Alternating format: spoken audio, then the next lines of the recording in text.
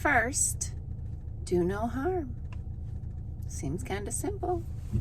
Hey, I'm Dr. Patty Barch. I'm a traditional naturopath, founder and owner of Naturally Unbridled Wellness and naturallyunbridled.com, where we focus on wellness solutions, not disease management. This is Down the Ridge with Dr. Patty, where I give you 7 to 10 minutes of holistic life and wellness information on my way to work. This is not medical advice. You just let those people, in power. They can be the boss of your body and they can do all the things, and you just do what they tell you to do. Don't listen to me. This is just for entertainment purposes. Nothing I say is true. Oh God, they're painting the sky again. Okay. Anyway, so the other day I posted a video telling people about how I had made a video about colonoscopies, mammograms, and pap smears, and I got a little ornery, so I ended up not posting that one. So I'm going to walk you through it a little bit today, some of my thoughts on preventative healthcare. So the first thought is, from what I understand, because I don't participate in this program, but from what I understand now, if you go into your primary care annual appointment and you bring up an issue that is outside the scope of that appointment, then they actually bill you for a second appointment. And I have confirmation from a first level contact in the insurance industry that this is in fact the case. So the parameters of those annual appointments are designed to result in prescriptions. So they do certain blood draws so they can put you on a statin. They ask you certain questions so that they can put you on an antidepressant. They keep the framework in a very small keyhole so that they can just fill their metrics that they literally, we've talked about this before, the medical providers have basically a sales quota. It's metrics that they need to meet for compliance of prescriptions and preventative testing like mammograms, flu shots, which are not testing, and colonoscopies. So let's talk about colonoscopies first. First of all, they act like it's an extremely routine procedure, which routine meaning, do they do it a lot? Yeah, they do it a lot. But is it like dangerous? Yeah. Some people have died, like literally have died from their colonoscopy. There is risk. First of all, we're talking about the prep. And if you talk to anybody who's done that, which I never have, never will, if you talk to anyone who has ever done the colonoscopy prep, they say it's absolute torture. And not only that, but it wipes out the microbiome of your colon, which is a very important part of you.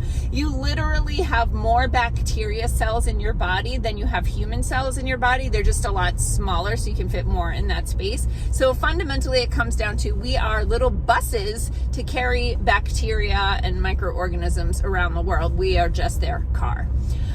So if you're wiping out a huge amount of gut bacteria, then you open up the opportunity for pathogenic microbes to come in and have a party, and then you end up with things like C. diff, which if you've talked to anyone who's had that infection, also a nightmare. Anyway, so colonoscopy prep, nightmare. Then the procedure, there's anesthesia involved, so there's typically time off of work, right? So there's an economic cost to doing this type of testing as well, because if you have anesthesia, you can't drive yourself home after that. Your central nervous system isn't up to par for a little while. And then there's also the risk of a perforated bowel. But they like to do this procedure because when they're in there doing this routine preventative, just take a look-see, if they find anything in there that looks a little suspicious, they just snip that off. And then we've gone from colonoscopy to colonoscopy plus surgery, and they have to bill you for that. So you've gone in for an evaluation, a test, and you also get surgery, and so the bill just goes way up. So, fundamentally, a lot of the things that they are removing during these colonoscopy procedures, they're removing precancerous polyps. Precancerous means it ain't a problem yet, potentially could become a problem, but potentially it could also freaking heal. Imagine that. But we'll just cut that off. We'll create some scar tissue in your colon, but we'll just remove that. We'll have surgery. Here's my big harumph with colonoscopies. There's another test that they can do where you poop in a cup, and they send the poop to the lab, and the lab analyzes the contents, and it's looking for cells and DNA markers for cancer sequences. And so all you have to do, you don't have to miss any work, you don't have to suppress your nervous system, you don't have to have surgery. You poop in a cup and you give them the cup. Now, if you poop in the cup and they assess your poop and they realize your poop's got some sketchy cells in there, then by all means go ahead if you think it's important to have a colonoscopy at that point. My question is, why do they not start with poop in a cup? And then you can graduate to a colonoscopy if your poopsicle is showing risk for cancer, right? Why do they start with the highly invasive, dangerous, requires it like a day of prep, a day of crapping your brains out, depleting your gut microbiome, suppressing your nervous system, and potentially having surgery, which could lead to a perforated bowel, which could lead to infection and death? Why? Because if you just poop in a cup, they can't add that surgery thing on there. And it's so much more profitable for them to do a colonoscopy than it is for them to do a poop test in a lab. Okay?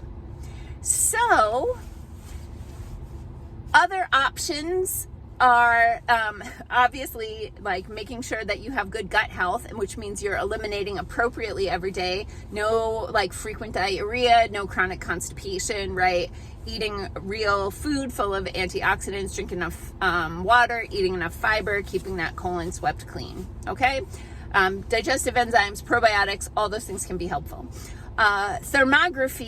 Thermographic imaging, which uses an infrared sensitive camera to take pictures of the infrared signature coming off of your body along pathways called dermatomes, to identify if there is any inflammation in specific parts of the body, including the colon. We have had clients who have come in and we do an abdominal thermography, that we get the pictures back. There's some things that don't look very, balanced in the colon area. So we put them on a colon health program for 3 months, and then we take pictures again. When we take the pictures again, we submit them always to thermologists who are medical doctors trained in interpreting the scans. Those medical doctors evaluate whether we're seeing improvement or exacerbation of the thermal pattern, and we can make a decision based on that. So if we do the first set of pictures, there looks like an issue, we do a 3-month colon health program, we take another set of pictures and we're seeing improvement, we'll probably continue on the colon health program for another 3 or 6 months, take pictures again. If we see things are not headed in the right direction, that's when it might be a good time to have further testing to see if there's something a little more nefarious going on. So that's my take on colonoscopies. I will do additional videos on mammograms and pap smears, and let me know what other topics you'd like me to cover. Interacting with this video helps the robots to like it better, and helps me too. Well, it doesn't really help me. I don't get paid for these. Peace out, peeps. Have a healthy day.